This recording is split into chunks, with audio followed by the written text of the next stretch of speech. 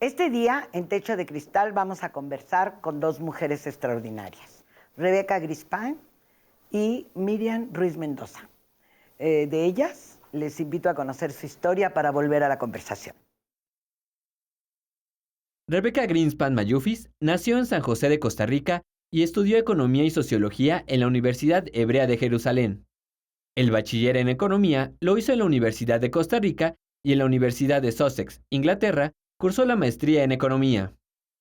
En el gobierno de Costa Rica, Rebecca Greenspan fue viceministra de Hacienda, ministra de Vivienda y Asentamientos Humanos, ministra coordinadora del sector económico y ministra del sector social. De 1994 a 1998, fue la segunda vicepresidenta de la República. En el ámbito internacional, fue secretaria general adjunta de las Naciones Unidas y administradora asociada del Programa de las Naciones Unidas para el Desarrollo en 2010. Fue directora de la sede subregional en México de la Comisión Económica para América Latina y el Caribe, CEPAL, en donde copresidió la Junta del Instituto Internacional de Investigación de Políticas Alimentarias. Posteriormente fue subsecretaria general y directora regional para América Latina y el Caribe del Programa de las Naciones Unidas para el Desarrollo de 2006 al 2010. Cabe destacar que es miembro del Consejo Directivo del Programa de Apoyo al Liderazgo y Representación de la Mujer del BID y fue vicepresidenta del Consejo Directivo del International Food Policy Research Institute.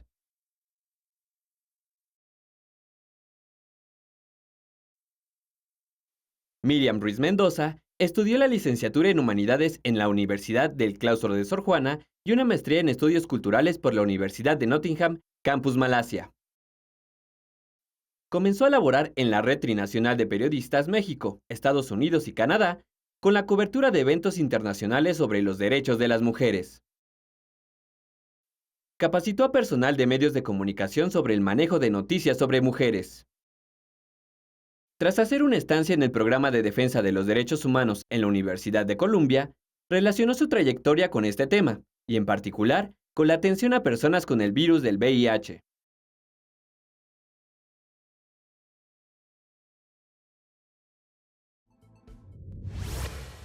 Pues en Techo de Cristal les quiero dar las gracias, señora secretaria iberoamericana. Después, bueno, ya oímos lo que es hace un momento sobre ella. Y gracias, muchas gracias, Miriam, por acompañarme en esta conversación. Yo quisiera, Rebeca, si pudiéramos hablar de lo que es el sistema en términos generales y dónde están ubicadas ahí, dónde está la perspectiva de las mujeres, qué políticas le importa, así como le importa tanto la educación. ¿Qué onda con las mujeres, no? Bueno, primero muchísimas gracias, Sara, de verdad, Miriam, es encantada de estar acá en este programa, además que he conocido también y que he seguido por tanto tiempo. Decir que el espacio iberoamericano tiene 4 instituciones, por eso hablamos de un sistema. Está la Secretaría General Iberoamericana, que yo presido y que coordina el sistema y que apoya las cumbres presidenciales. Y después está la Organización Internacional de Juventud para Iberoamérica, está la Conferencia de Ministros de Justicia Iberoamericanos, está la Organización de Estados Iberoamericanos para la Educación, la Ciencia y la Cultura y la Organización Iberoamericana de Seguridad Social. Entonces nosotros lo que hemos tratado, y además por mandato de los países, es de ver cómo transversalizamos el tema de género entre todas las instituciones, porque no había nada de género cuando llegamos. Entonces, por ejemplo, por supuesto que en el sistema de justicia tenemos tanto que hacer, desgraciadamente, ¿no? Entonces ahí tenemos no solo a los ministros de justicia, sino que hay una cumbre judicial iberoamericana con los presidentes de las Cortes Supremas de Justicia, hay una red iberoamericana de fiscales, están los ombudsman o ombudsperson, deberían llamarse, ¿no? De la región. Entonces la idea es tener una agenda con ellos. Hay una comisión de género en la cumbre iberoamericana y en la reunión de ministros que acaba de pasar en Quito, precisamente el secretario general de la COMGIP, de la Conferencia de Ministros, presentó la propuesta de crear una comisión de género también dentro de la red de ministros de justicia. ¿Y cómo se negoció?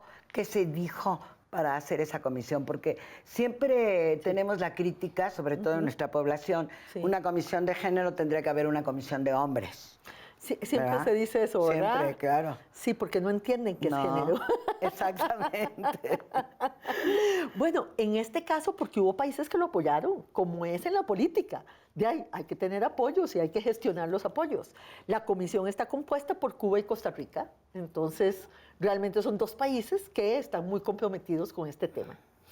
Y dentro de la Secretaría, solo contarles que me comprometí con ONU Mujeres en un acuerdo que hicimos con la Organización de Naciones Unidas para eliminar de las leyes y las regulaciones de Iberoamérica toda la discriminación que todavía persiste para el empoderamiento económico de las mujeres. Y ese va a ser nuestro programa. Una cosa concreta, directa. Porque el tema es que parece que sí crecimos mucho en participación económica, sí. Bueno, 46% en el caso de México, pero ¿no hay condiciones? Bueno, lo que pasa, ustedes no van a creer, pero todavía nosotros tenemos legislación que prohíbe ciertas profesiones para ser ejercidas por mujeres. Y lo dicen en esta región. Es que, claro, no se usan, pero ahí están. Y en algún momento, tal vez se usan. Parece mentira, pero ustedes no podrían creer todavía el montón de reglas, normas y leyes que tienen discriminación para el empoderamiento de las mujeres. Y entonces nos hemos comprometido a todo un movimiento, por eso es tan importante esto que estamos haciendo con los ministros de justicia, con las cumbres judiciales, todo un movimiento para eliminar esas leyes de la legislación y tratar de ser la primera región que tiene realmente un resultado en este tema. Yo me encontré una infografía de la Secretaría General que dice que una de cada 3 mujeres en los países de América Latina y los 3 de Europa que están en la Secretaría y del Caribe no tienen ingresos propios. Me pareció muy fuerte. Pero el dato que dio Sara ahora de la participación económica de las mujeres, claro, estamos hablando de trabajo formal, porque en realidad el 100% de las mujeres trabajamos. Sí, claro. Lo que pasa es que no todas tenemos ingreso, ¿verdad? Entonces hay que hacer esa diferenciación. Pero claro, el empoderamiento económico, el tema de tener autonomía económica, ¿no? Ese empoderamiento suena raro, ¿no? Autonomía. El que las mujeres puedan tener mucho más poder porque pueden decidir sobre sus ingresos y donde pueden irse o quedarse si quieren porque realmente tienen esa autonomía. Es un elemento fundamental de cualquier propuesta de equidad. Pero yo creo que eso es central. Me preguntaba Miriam Ruiz, como vimos, tiene muchas experiencias latinoamericanas en salud, en el tema del cáncer, en el tema del VIH. Yo no sé, Miriam, ¿qué tal en esta región? ¿Qué sucede y ustedes qué hacen en esto de la seguridad social? ¿No? Sí, porque digamos, en el campo donde estoy trabajando, que es el VIH, a través de una organización no gubernamental, lo que vemos es que en toda la región hay tratamiento. A diferencia de África, donde si tienes VIH, aparte tienes que ver cómo pagas un tratamiento. Algo muy bueno que tenemos, y esa es una ganancia que no tendremos que perder, es que los tratamientos están garantizados por el Estado. Pero de esa garantía a cómo hace sustentables los sistemas de seguridad social es como algo que te puede dejar sin dormir. Ahí la Organización Iberoamericana de la Seguridad Social ha hecho un trabajo magnífico en términos de todos los temas que representan brechas en términos de la cobertura que tienen las mujeres vis-a-vis los hombres en los sistemas de seguridad social. Porque tenemos que estar muy conscientes que los sistemas de seguridad social reproducen la discriminación o las desigualdades en el mercado laboral. Entonces la pregunta es cómo a través de los sistemas de protección social nosotros podemos cerrar esas brechas para no solo reproducir lo que ya sucede en el mercado de trabajo, ¿verdad? Con brechas salariales, con brechas en términos de la formalidad y la informalidad, en términos de la participación de las mujeres, y con brechas en términos de las profesiones, donde hay mucha segregación de las profesiones. Entonces yo tal vez una cosa, Sara, esta región sí ha tenido muchos avances. Sí, tenemos que reconocerlo. Yo creo que hay que reconocerlo. Claro. Sí, claro. Hay que reconocerlo. Pero ahora, nos queda. Ahora tenemos una dictadura que es la del tiempo de la televisión, Nos vamos a ir al siguiente bloque e invitamos al público a que vea nuestras redes sociales, a conocer un poco más de Techo de Cristal. Volvemos.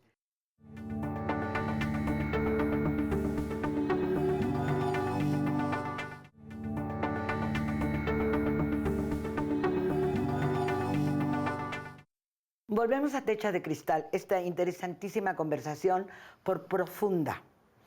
El sistema iberoamericano, que la gente que nos está mirando debe saber, es este sistema donde nos une cultura y lengua, aunque no todos, porque hay algunos países con portugués, y fomenta el diálogo. Todo lo que nos dijiste de los acuerdos sobre la desigualdad entre hombres y mujeres, mi pregunta es, ¿cómo se da el diálogo? Hemos avanzado en política. Las mujeres políticas que están haciendo en los congresos los cambios se reúnen, lo propicia el sistema. ¿Cómo funciona y cuáles son algunas de nuestras realidades? Pobreza, feminicidio, violencia. Claro, Sara. Solo una aclaración. Muy bien. La comunidad hispano y lusoparlante es una gran comunidad. Porque el portugués y el español se intercomunican. Así es. Nos logramos entender entre nosotros. Y probablemente esa sea una de nuestras grandes virtudes en este mundo digital. Volviendo a las mujeres. Muy bien, muy bien, muy bien. Sí, es verdad. Sí, volviendo a las mujeres. A mí me parece que las mujeres sí hemos construido plataformas para estar nosotras unidas en muchas de nuestras peleas. Yo he visto bancadas de distintos partidos en el Parlamento que se unen en torno a los proyectos con respecto a la equidad de género y son de partidos distintos. Ahí lo que necesitamos tener es masa crítica, porque una mujer, dos mujeres no hacen verano, igual que las golondrinas. Sí, claro. ¿Verdad? Necesitamos un mínimo, por lo menos, de lo que nosotros creemos, necesitamos por lo menos el 30% del Parlamento para hacer una diferencia. Y ya tenemos muchos países en la región que tienen más del 30% de representación femenina en los parlamentos. El caso de México. El caso de México, el caso de Costa Rica, el caso de Argentina, o sea, el caso de Cuba, el caso de Ecuador. Y podríamos seguir. Así que Bolivia, ¿verdad? Entonces a mí me parece que ahí sí hemos avanzado. A mí me parece que en lo que hemos fallado, yo lo digo con sinceridad, es que seguimos hablándonos entre nosotras. Ah, ¿qué tal? O sea, no hemos logrado incorporar realmente a los hombres en una agenda más amplia de equidad, donde la equidad de género forme parte de esa agenda. Y yo creo que ahí lo que pasa es que nos seguimos sintiendo más cómodas entre nosotras. Será, a mí me preocupa que también no hablamos con todas las otras mujeres. ¿No? Buen punto, muy buen punto. ¿Estarías de acuerdo? Estoy de acuerdo. Y ahí los medios de comunicación tienen un papel que cumplir. Yo estoy totalmente de acuerdo. Me parece que la gente que trabaja en salud o en desarrollo sustentable, y no hablo tanto, ¿no? Ya no hablo de gente, sino de ministerios, ministros, funcionarios, hay una sensibilidad que no sé si sea igual cuando se está trabajando, por ejemplo, con ministros de justicia. Hay grupos de personas, hay grupos de funcionarias y funcionarios que son más sensibles que otros. Totalmente. Y hay sectores más masculinizados que otros. Hay sectores más feminizados que otros. Independientemente del sexo. Independientemente, sí. ¿No? Efectivamente, eso es cierto. Y las dos cosas que han dicho a mí me parecen muy importantes, porque quiere decir que tenemos que ir a sectores que al principio no fuimos, ¿verdad? Fuimos a los sectores de educación y fuimos a los sectores de salud y tuvimos una gran representación en muchos de ellos. Nos costó más y apenas, y todavía queda en los sectores económicos, por ejemplo. Claro. A los ministerios de Hacienda, a los ministerios de Economía y a los sectores de justicia, ¿verdad? A los parlamentos llegamos después de varias vueltas. Claro, y lo que se dice es que es muy importante, además con estos países que tienen la paridad. Pero digamos que yo me he atrevido a afirmar que nuestro fracaso en política pública a favor de las mujeres o de la igualdad es el asunto de la violencia. Y en América Latina el tema del feminicidio, la violencia sexual sigue siendo muy profunda y muy tremenda. Muy, muy tremendo. Bueno, la violencia en nuestra región es muy tremenda, Sara. la verdad. Los hombres sufren mucha violencia, mueren muchos de nuestros jóvenes, mueren en manos de la violencia más masculina, pero también es violencia. Sí, claro, es estructural. Sí. Y es cierto una cosa que yo he dicho, con todos los avances que hemos tenido, qué triste, ¿no? Que hayamos tenido que crear la figura del feminicidio, que hayamos tenido que tipificar ese delito, que no estaba tipificado en nuestra legislación Ni siquiera penal. estaba en el lenguaje la palabra, ¿no? No. Y que haya surgido la necesidad de tipificarlo. A mí me parece una gran tristeza, ¿no?, de nuestra región. Pero es mejor reconocerlo para poder efectivamente enfrentarlo. Y yo creo que parte de enfrentarlo es la impunidad. Pero la otra es realmente el cambio cultural. Yo creo que no podemos dejar de hablar de esas cosas, de los valores, de la educación, del cambio cultural, de cuál es la imagen que estamos dando de la mujer. Porque si nos vamos solo por los sistemas penales o por los sistemas punitivos, no es suficiente. O sea, la prevención tiene que formar parte de esta agenda. Sí, pero estarías de acuerdo en que la prevención está en los medios, porque estamos con reformas en los medios medio cojas. La de México, que es muy profunda, de todas maneras le falta. Sí, en los medios, en la casa, en la escuela, en los parques, en la calle. Y a mí me preocupa que veo reversiones en algunas de estas cosas. ¿Cómo cuál? Comenzamos a ver manifestaciones que antes, o sea, hoy comentaba, puedo decir, Sí, claro. hoy comentaba que las palabras son importantes. Y a mí me parece que esta idea ahora de que uno tiene que decir lo que siente, está mal. Era mejor decirlo políticamente correcto. Claro, yo creo que lo políticamente correcto lo que significa es que hay una sanción social para decir abiertamente que uno odia a alguien o que las mujeres son inferiores o que no importa, o sea, que muchos de los temas que habíamos avanzado en términos del respeto en el ámbito físico de la mujer, de repente podemos decir que no es tan importante. Eso es una reversión. Yo prefiero que no puedan decirlo, porque la sociedad considera que está mal hacer eso. ¿Por qué va a estar bien que usted diga una cosa tan horrible como esa? ¿Verdad? Claro, y es la libertad de expresión que nos remite muy a menudo a los medios de comunicación, pero también está en ámbitos más, ¿no? No sé si privados, no sé si una reunión de 50 o 100 personas sea algo privado donde puedes decir cómo lo sientes o no. Sí, yo preferiría que no lo sintiera, ¿verdad? Claro. Ahora vamos a hablar con ambas de su sentimiento frente al techo de cristal, pero en el tercer bloque nos vamos a ir a él ahora y invito a la población que nos está mirando a tomar nota de nuestras redes sociales aquí en pantalla para profundizar sobre Techo de Cristal y esta emisión. Volvemos.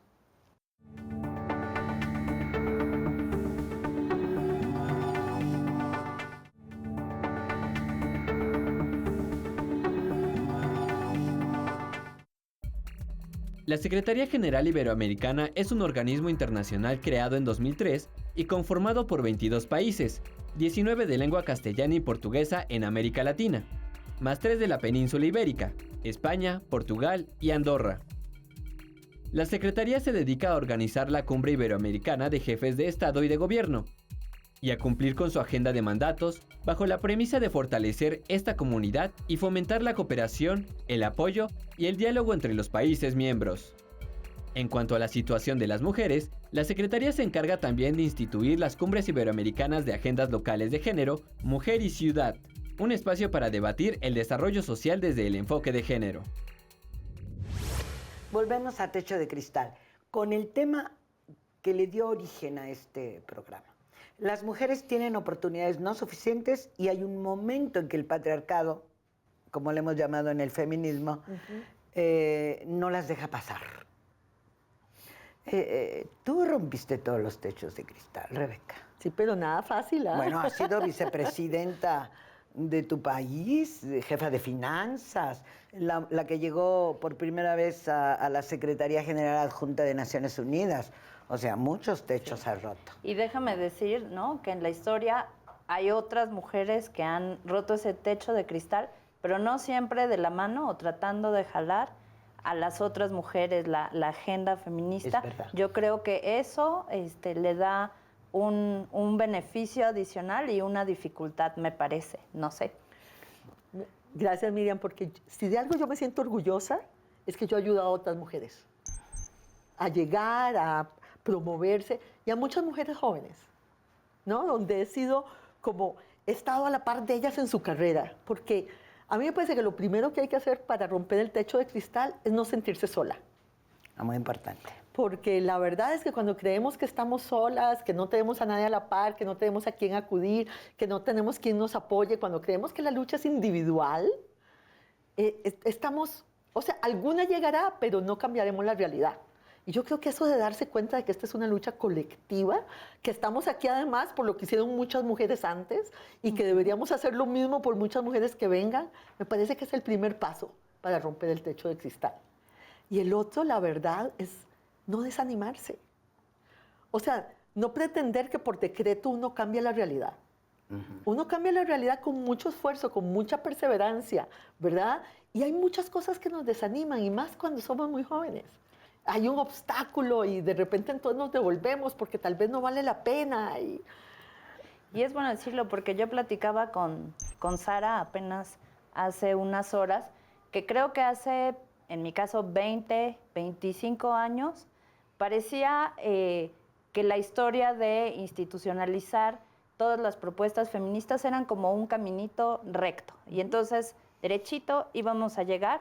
Y en realidad es una sociedad, la de América Latina y el Caribe, bien complicada, ¿no? Hay muchos niveles, hay muchas diferentes mujeres. Y bueno, pues creo que cada día te debe tocar verlas porque viajas muchísimo.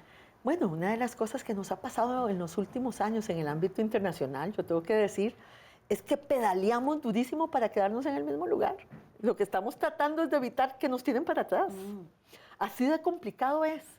Pero hay un renacimiento con un lenguaje muy agresivo de algunos sectores sociales, no importa el sexo, otra vez, contra estos avances. Sí, ¿no? eso es lo que digo. Sí, hay un retroceso.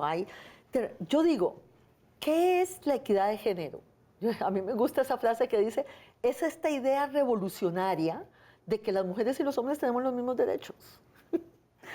En Techo de Cristal hablábamos de alguien que hizo un libro como muy sencillo que decía, y les digo que las mujeres también somos humanos. Entonces parecía como absurdo, ¿no? Claro. Pero es cierto. Sí, sí. Y yo veo muchas resistencias.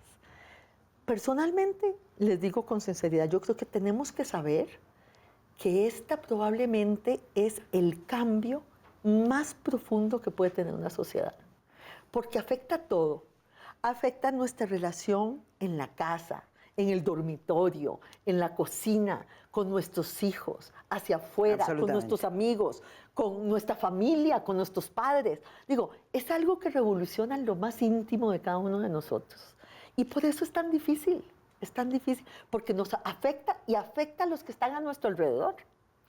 Entonces, yo digo eso, la perseverancia, el esfuerzo, el entender que esta es una misión muy compleja hacia el futuro, pero que sin lugar a dudas es una lucha que vale la pena. O sea que no nos desesperamos. No hay que desesperarse. Pero a ver, hay otro prejuicio y habría que contarle, aprovechando tu lugar aquí, contarle un poco a la gente cómo venimos de eso, de otras, pero venimos del feminismo. Sí. Tú misma vienes de una organización yo me he declarado civil, feminista. Y estuviste en una organización civil militando por nuestros derechos hace algunos años. Sí. ¿Cómo conectar eso? ¿Cómo decir que las feministas no nos comemos a los señores, ni somos antimadres, etcétera? Bueno, yo creo que nosotros hemos cometido errores.